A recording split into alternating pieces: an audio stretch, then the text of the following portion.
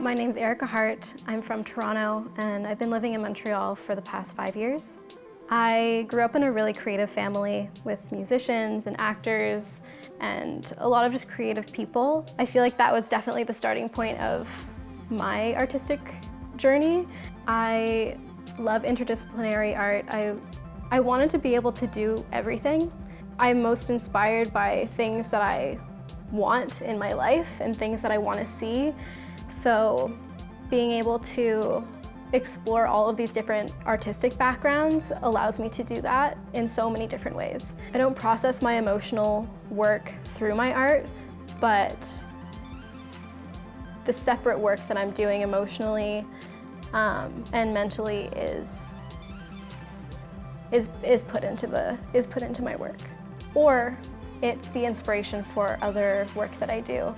Another piece that I did where it was like a movement performance, and it was all about just cathartic movements. At the time that I made the piece, I was learning and studying about how our body holds on to our emotions and how it stores our emotions. And a way to expel all of that is through movement or doing something physical. And for me, that was just like all of these like visceral movements that whatever my body felt like it needed to do, I would do. If I felt like I needed to yell, I would yell. If I felt like I needed to like scrunch my body up, then I would do that. If I need to like shiver, I would do that. And it was letting my body just react and move in whatever way it wanted to separate the mental state from the physical body.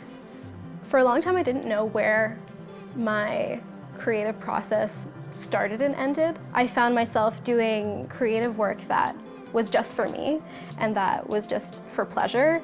I realized that the one thing that really held all of that together was the idea of just desire, and I use that as a philosophy. I want everything that I make to be something that I desire, like physically, like emotionally. If I don't desire what I'm creating, whether it's the process or the outcome, then there's no point in me doing it. Which also like, I think is reflected in like my home and how I like decorate my home and dress my home.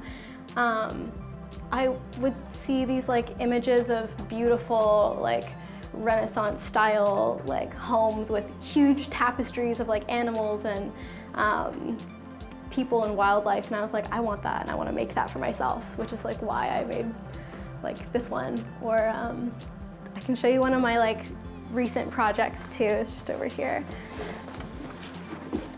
And I wanted to do something that was more like tactile and messy.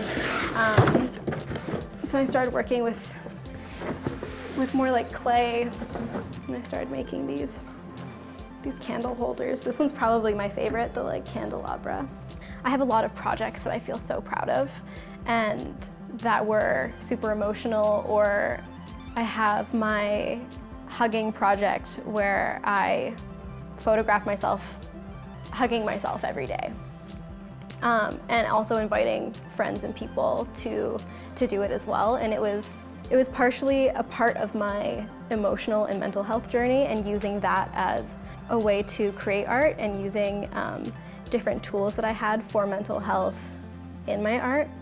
So things like that I'm so proud of, because it's not only something that I've created in my like art life, but it also echoes my emotional life and my personal life.